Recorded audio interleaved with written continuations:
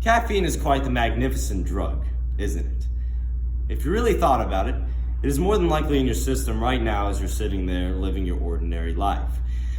As a matter of fact, it is especially prevalent in my everyday activities, regardless of what I set my mind to. My morning consists of waking up, maybe watching a few YouTube videos, and calling my girlfriend as I am situating my breakfast for the day, or lack thereof. But I know that I'd be miserable without one key aspect towards the rest of my day: caffeine. And why is that? Why is it that I just routinely grab a cup of coffee or reach in my refrigerator for a Dr. Pepper and fall into the same haze as the majority of the world, which is 90% of the population, every day?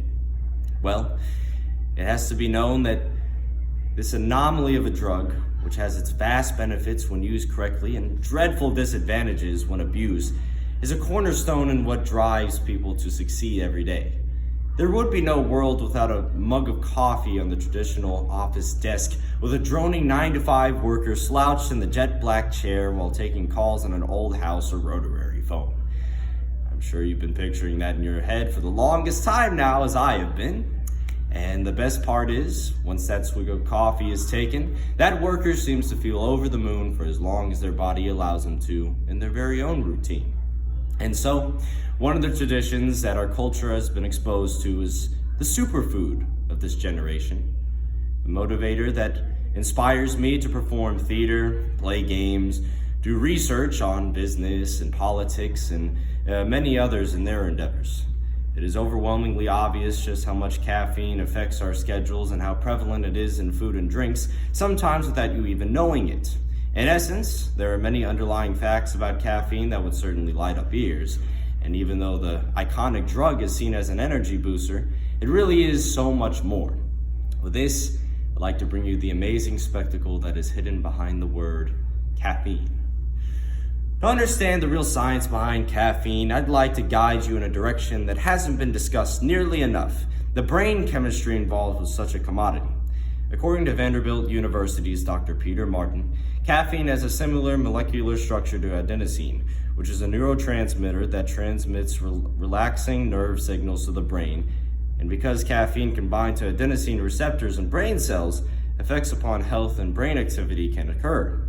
Now, with this in mind, it is important to realize that adenosine usually binds with its receptors to produce a drowsy, depressive feeling that can promote rest within one's body. However, due to caffeine's chemical makeup, once it is ingested, caffeine takes the place of adenosine and binds to its receptors instead. The result, of course, is a blockage of the sleep-inducing agent and an increase in nerve cell activity, which allows for a person to feel much more awake for a temporary time. This is what gives people that hyped up feeling that they crave to start their morning after a night of short sleep or a morning of unforgiving fatigue. Those receptors would usually tell your body to take a nap in the bed, but caffeine shuts them down and instead overrides that command to get you up and ready to go.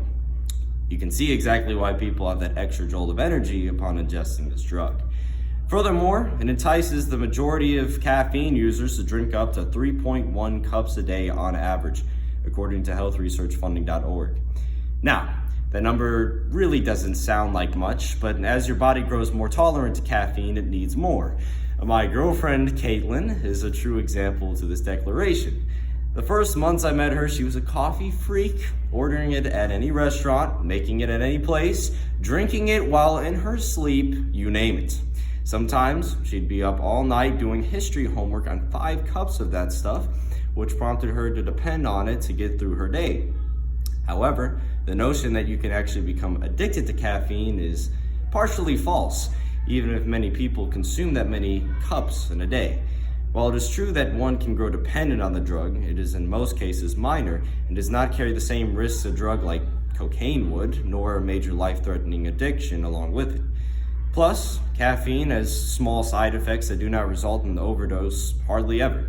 Funnily enough, referencing to livescience.com, you would need to drink at least 30 cups in a day to get close to having a heart attack, and only the purest form of caffeine powder has been known to result in 2 deaths in cases of extreme use. So, in other words, don't touch that powdered stuff. Nice to know. Anyways, the caffeine someone intakes can lead to progression on tasks they wouldn't have thought could be done without the notorious drug. The natural dependence that is seen within the general population helps someone like Caitlin get through the most impossible situations when that homework is due, or when the athlete has to train up for the next game, or when a business worker has to finish their marketing presentation by the next morning. This drug, in essence, stays in the body system for 8 to 12 hours and reaches peak level within 30 minutes, while enhancing cognitive ability and weight loss and improving health and focus. In a study conducted by Duke University Medical School, people have been found to show up 40% more productive than a control group without caffeine in various everyday tasks, which has allowed for a general conclusion that caffeine does indeed affect overall energy in a positive way. Alongside that, caffeine significantly reduces the chance of strokes, improves long-term memory, and fights off sickness in some cases. But there are several severe side effects that must be taken into account, even with all these grand benefits that have been pointed out. One main dilemma with many people who get into caffeine is the conversation of withdrawal from the drug upon not using it for a prolonged period of time. Laying off of it after growing a dependency on the drug can result in pains most wouldn't want to endure. According to the Diagnostic and Statistical Manual of Mental Disorders, withdrawal is actually a mental condition that grows worse over the time that a person stops using caffeine. Their dependency on it creates a habitual connection, and when that node is broken, symptoms like a throbbing headache, difficulty concentrating, fatigue, irritability, and a depressed mood could all occur short-term and could very well grow into a long-term condition. Social situations, or simply just walking around, could grow to be a struggle and would be fine under normal circumstances, but the weeks and months of suffering from these symptoms prompts one to get back on the drug to stop the relentless effects from taking place. In addition, ingesting caffeine every day in irregular amounts can link to anxiety and stress on occasion, which cannot be easily cured and is usually a lifelong battle. This is because the body becomes so acquainted with that drug in the brain that when it is stripped away or receives too much at once, the processes within the brain can become foggy. It may lead to anxiety attacks or overcomplicating simple tasks. A particular example of this in my own personal life is with my mother and my girlfriend, who consumed coffee on a daily basis, sometimes in excess amounts, which led to my mother being prescribed anxiety pills and my girlfriend to have struggles breathing and focusing or seeing straight. In light of this, they also went through minor cases of insomnia while going through these phases, as caffeine significantly threw off their sleep schedules. Since laying off of the drug, they have both vastly improved in all areas, but that is not despite all the work they have got done while on it. The branching negative effects of misuse must be considered when analyzing caffeine safety, though. Caffeine not only has a risk involving anxiety and cognitive abilities, but those who use it also promote stress hormones, in which a person's perception of anything they do become more stressful for no logical reasoning. And as the Mayo Clinic suggests, high blood pressure and diabetes is common with usage, as stress can lead to an increased heart rate and glucose levels can rise abnormally. So, it is recommended that people that have those conditions already eliminate the drug entirely. In all, there can be drastic consequences. There are positive factors to consider as well. Now, where exactly does this all lead into? Well, as I endear looking at all my favorite things philosophically and realistically, I like to look at caffeine a lot like life.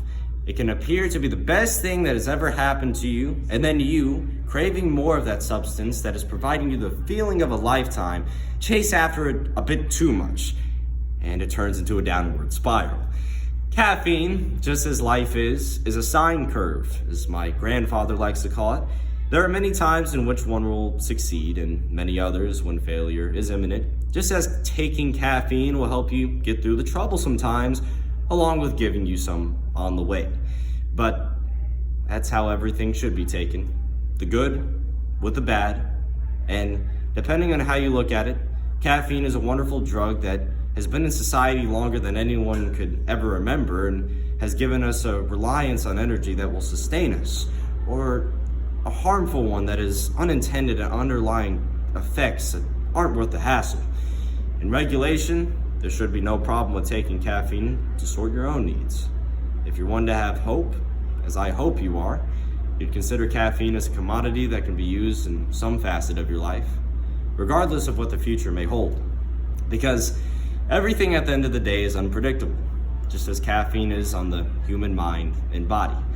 At any point, we'd all say we'd be willing to take that risk for the benefit of the doubt, wouldn't we? Take care.